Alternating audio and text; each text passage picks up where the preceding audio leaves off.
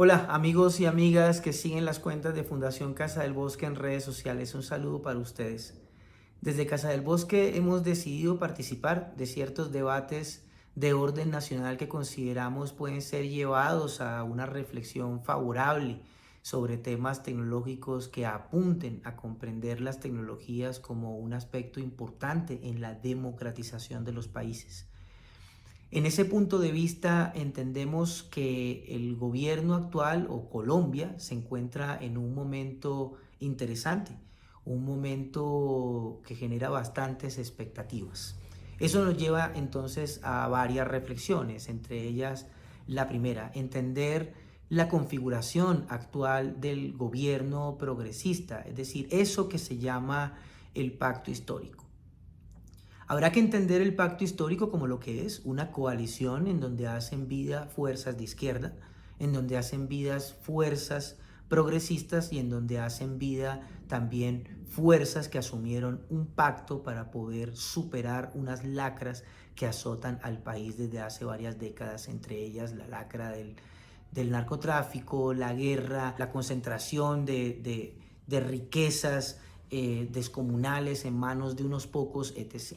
Muy bien. Luego entonces habrá que hacer unos análisis y unas consideraciones sobre estos temas de la democratización en diferentes escenarios de la vida nacional. Un punto de la democratización que tenemos en los últimos debates que hay en el país, que ha sido la asignación del presidente Gustavo Petro a su ministra de Minas para que ella tenga ahora las funciones que anteriormente tenía la CREG. Quiere decir poder nivelar, poder ajustar las tarifas de energía. Pero ¿quién produce de alguna manera el desbarajuste tarifario? Lo produce la falta de democratización en el sector, que ha venido como resultado de un conjunto de privatizaciones en el sector. La última gran institución en tema energético que era pública, que la vinieron privatizando poco a poco hasta cuando ya Santos la aniquiló, era obviamente Isagen. Ahora que no tenemos Isagen, entonces ese sector de energía está completamente tomado por los privados transnacionales que no tienen como objetivo desatar el aparato productivo en el país, sino lo que quieren es cobrar un recibo. Esa es la idea que hay detrás de estas cosas, mercaderes, mercachifles principalmente. En el tema que tiene que ver con la banca, también vemos cómo el presidente Gustavo Petro asigna a un presidente para que impulse el Banco Agrario. ¿Para qué? Para que el Banco Agrario también reorganice o ayude a reorganizar otro sector, ya no el de la energía, sino otro sector, que puede ser el sector obviamente financiero, el sector bancario. Y le da una misión a ese presidente y es que tiene que hacer que ese banco sea el banco más importante, el mejor banco del país para poder llevar la lectura progresista hacia obviamente el sector financiero y bancario. Ahí tenemos entonces el otro debate, el debate de las pensiones. Entonces hay que democratizar el tema de las pensiones. Un sector que está controlado por los mismos banqueros que ahora también son dueños de las pensiones. Es decir, la concentración total, hay que democratizar esa cosa. Y para democratizar eso hay que fortalecer una empresa que se llama Colpensiones. Ahora, en el tema que tiene que ver con tecnologías, eso es un tema que nos preocupa. No solamente por el hecho de que en mi caso hago parte de una organización de activistas tecnológicos con red, con otros activismos en América Latina y en el mundo, sino que preocupa la falta de análisis crítico dentro del progresismo y la izquierda de los asuntos tecnológicos. Si bien tienen la cizalla y la lectura y el ojo de águila afilado, bien sintonizado, bien, digámoslo, sincronizado para los temas que corresponden a las AFPs, para los temas que corresponden a reforma agraria, etc. En los temas de telecomunicaciones y tecnología, carecemos de una mirada crítica desde esos sectores de izquierda o progresistas. Es más, muchos de ellos también tienen una mirada neoliberal sobre el tema de telecomunicaciones. Quiere decir entonces que es necesario y es urgente plantear unas reflexiones críticas que reconduzcan y que fortalezcan la mirada progresista y de izquierda en los ámbitos de la tecnología y las telecomunicaciones, pues porque en esos ámbitos hacen falta dichas lecturas. ¿Por qué hace falta dichas lecturas? Un tema importante. Tenemos una ministra de TIC que hace parte que fue puesta por una de las fuerzas de la coalición, la Milena Urrutia, ¿sí? Milena Urrutia, actual ministra TIC, la colocan el partido de la U, que entendemos que no es un partido progresista, que no es un partido de izquierda. ¿Es un partido de qué? Es un partido neoliberal. Es un partido neoliberal no coquero, no mafioso, narcotraficante, pero es un partido neoliberal que ha ayudado a construir los carteles que hoy tenemos también, o los monopolios, o a veces esos intentos de monopolio o de oligopolio de ciertos sectores privados en diferentes bandas de la economía del país.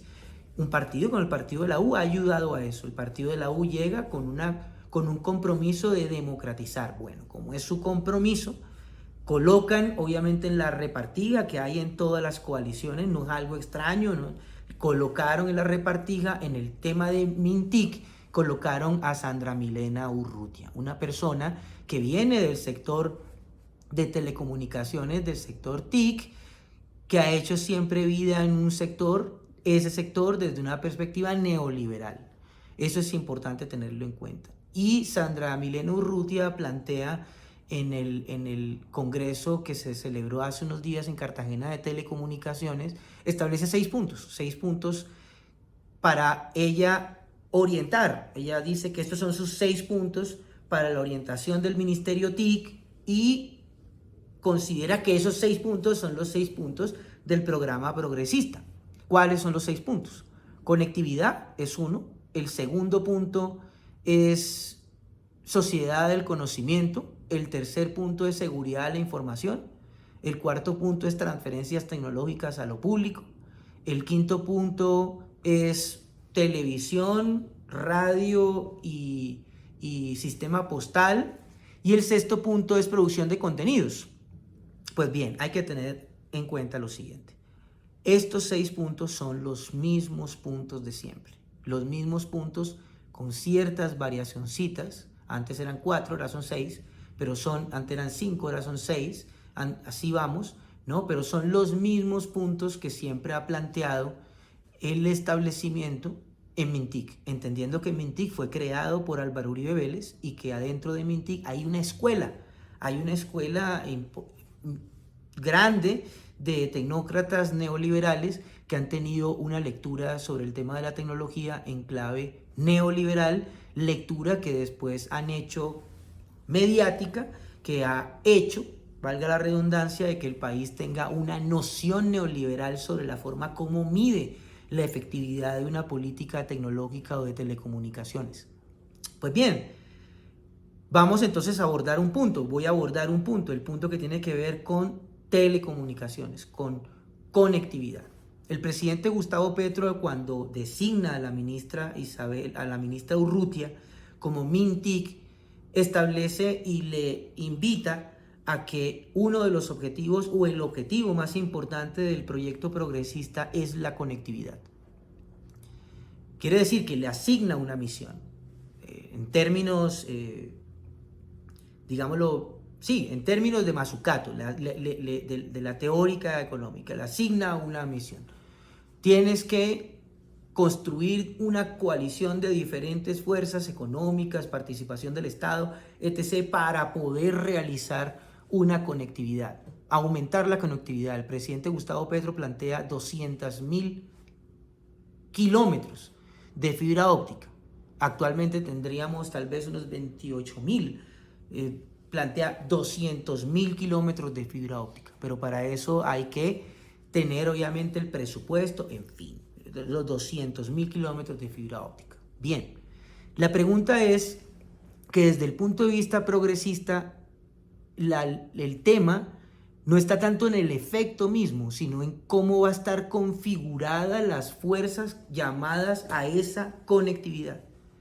¿Por qué? Porque lo mismo también planteaba Uribe cuando le asignaba, por ejemplo, a las AFPs privadas la misión, entre comillas, de pensionar y le entregaron el sector a un montón de privados cuyas lógicas e intereses no son que la gente se pensione.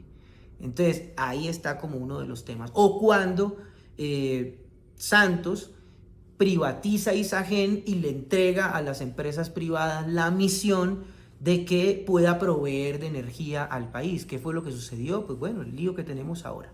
En fin, es decir, más allá de la misión habrá que explicarse cuáles son las características de dicha misión, cómo va a estar distribuido ese tema. Y eso nos lleva entonces a un punto importante. El tema de la alta concentración de las empresas transnacionales en los sectores de las telecomunicaciones. Las consecuencias que ha traído esto al país y la necesaria análisis crítico para poder reorganizar ese sector, planteando alternativas, obviamente democráticas al respecto. Un punto importante. Hoy el sector de telecomunicaciones en el país, es decir, el que conecta, al que se le ha asignado esa misión de la conectividad, es un sector mayoritariamente transnacionalizado. Un sector que voy a tomar entonces unos ejemplos. Un punto importante acá. El sector de las telecomunicaciones durante los últimos 20, casi 30 años que ha tenido presencia en este país, sector transnacionalizado en las telecomunicaciones, tiene como resultado la conexión de tal vez 48 millones de conexiones que hay en el país. 48 millones de conexiones, 46 millones de conexiones, perdón. 30 años, 46 millones de conexiones. Y uno dice, bueno, ¿cuántos somos en el país? Somos 50 millones. Quiere decir que esta gente conectó casi el 90% del país. Aplausos. El modelo neoliberal funciona. Las misiones se le asignan a las transnacionales y ellas pueden cumplir las misiones porque sus intereses económicos están completamente vinculados con la realización de los derechos. El marketing, ¿no? Ese es como el marketing de esa lectura. Pues resulta que tenemos 46 millones de conexiones, 38 millones de esas 46 millones son vía teléfono celular. Vía teléfono celular. ¿Esa conexión sirve para la productividad de un país? No, porque con un teléfono celular tú no produces, a excepción de 0,0001% del país que trabaja en medios.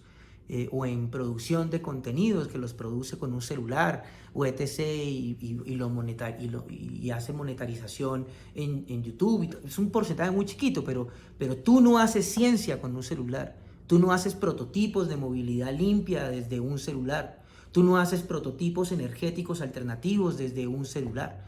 Tú no haces vacunas desde un celular. Es decir, lo haces desde equipos de cómputo y para eso necesitas tener conectividad. Conectividad. ¿Qué tipo de conectividad? Fibra óptica. Ahora, ¿cuál es la conectividad en este país?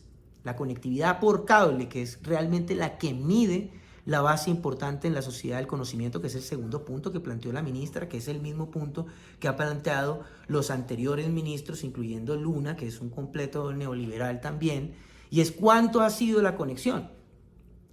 Tenemos 8 millones de conexiones, 8 millones de conexiones a cable para computadores, para poder desatar realmente investigación, que no es completamente todo lo que puede desatarlo, es una parte. Tener conexión, tener un computador, ahí tenemos una parte. Después viene alfabetización tecnológica, es otra parte. Y después hay que discutir unos temas también de propiedad intelectual, derechos de autor, acceso al conocimiento, que son obviamente los debates frente al tema del acceso a la información en Internet, que gran parte de la información científica en Internet, que es fundamental para poder producir la sociedad del conocimiento, también está bajo llave de otras empresas transnacionales. Otros debates, es decir, cada vez que avanzamos vienen otros debates también.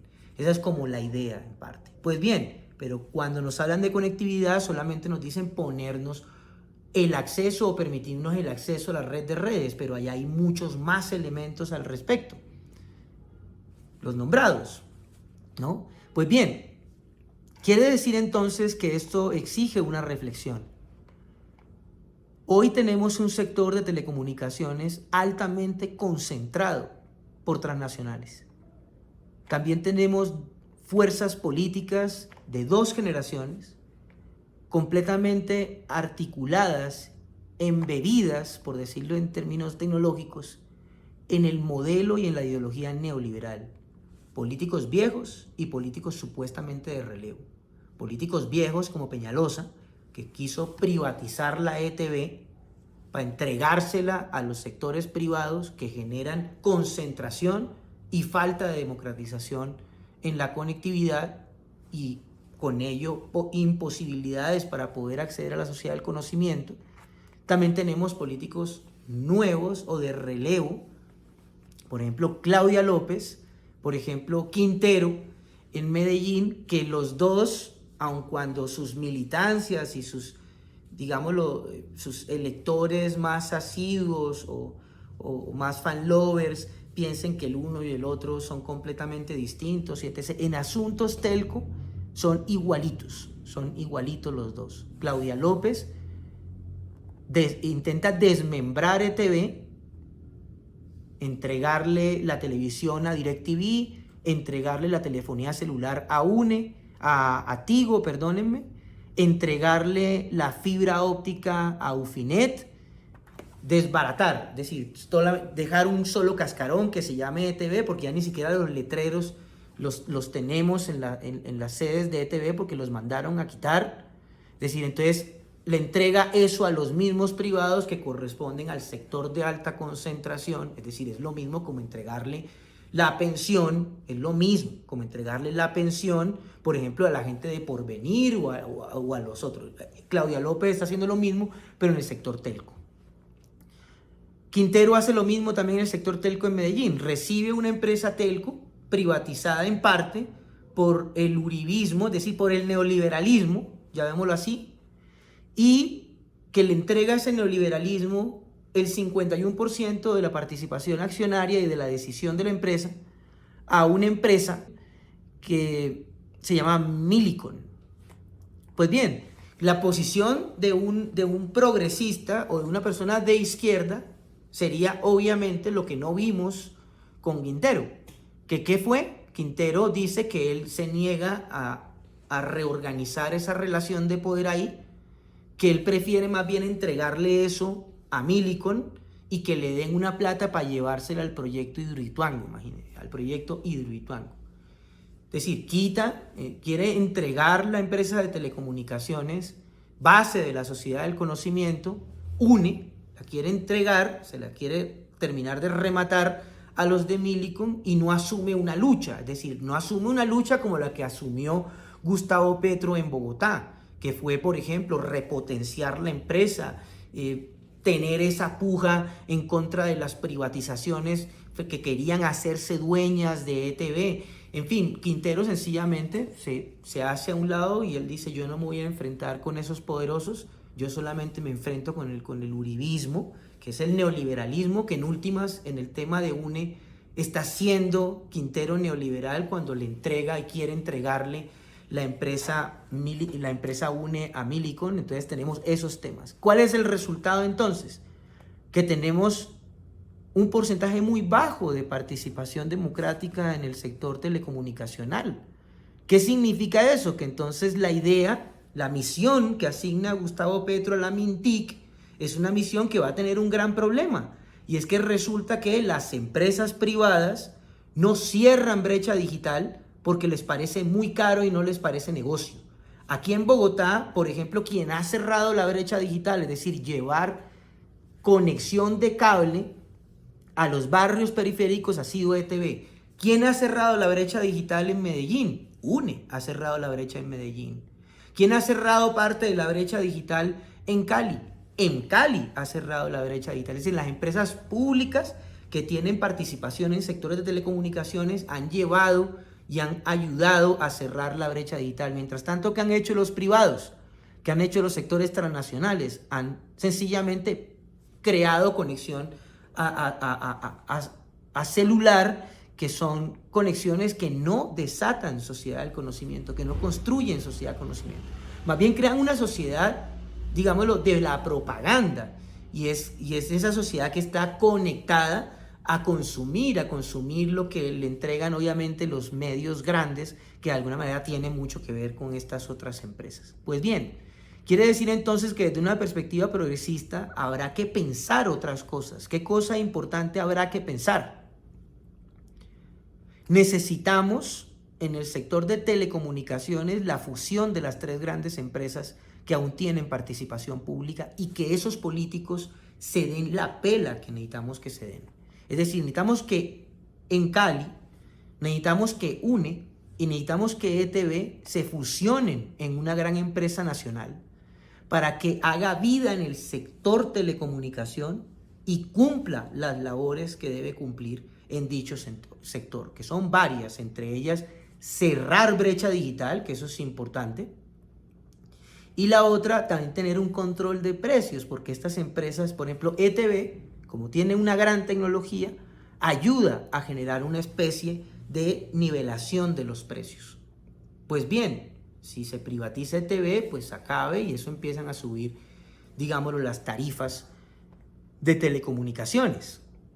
Quiere decir que necesitamos entonces una empresa pública nacional, una nueva Telecom, que sea el resultado de la fusión de estas otras empresas que en el caso de Medellín Quintero quiere entregar y en el caso de Claudia López quiere despedazar. Es decir, tenemos a Petro, es decir, Petro entiende estos temas, es decir, hay que hacer un esfuerzo para reorganizar estas empresas y poder hacer lo mismo que se quiere hacer con el Banco Agrario, lo mismo que se quiere hacer con Colpensiones, lo mismo que se quiere hacer que desde el Ministerio de Minas se haga un control frente al tema de la tarifa, lo mismo, pero en el sector telecomunicaciones.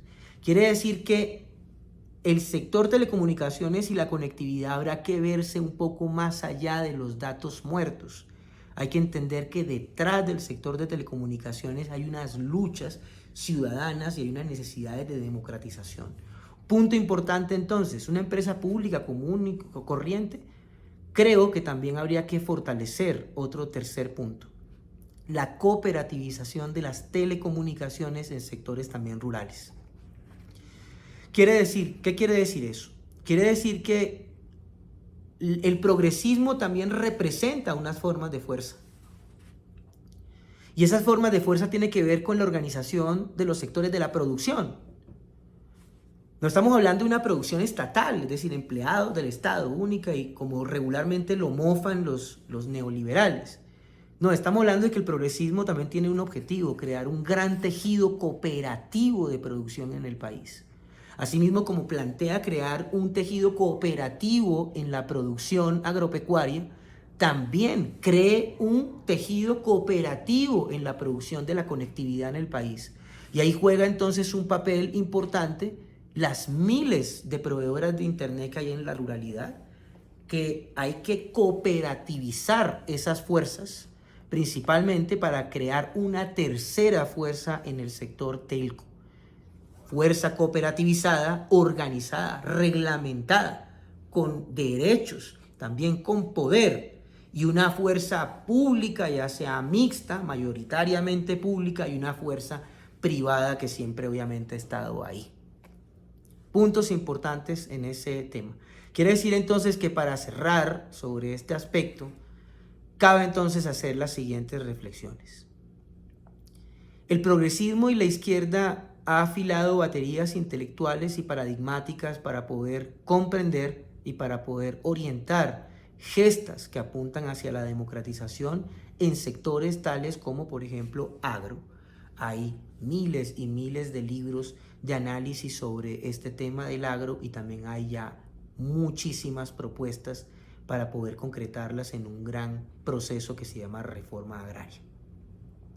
Asimismo, en los temas de los servicios públicos, asimismo, por ejemplo, el debate de salud, que también es lo mismo, asimismo con la AFP también es la EPS, es como lo mismo. Quiere decir que la izquierda y también el progresismo han entrado en diferentes discusiones y reflexiones sobre temas civilizatorios, sobre temas que tienen que ver con la democratización planetaria. Han hablado y han abordado los temas sobre ambiente, por ejemplo, los temas ambientales. Han abordado los temas de concentración de recursos minero-energéticos, por ejemplo, debate que ahora se tiene con minas, etc., etc. Pero en los temas de telecomunicaciones, muy poco, hay muy poco.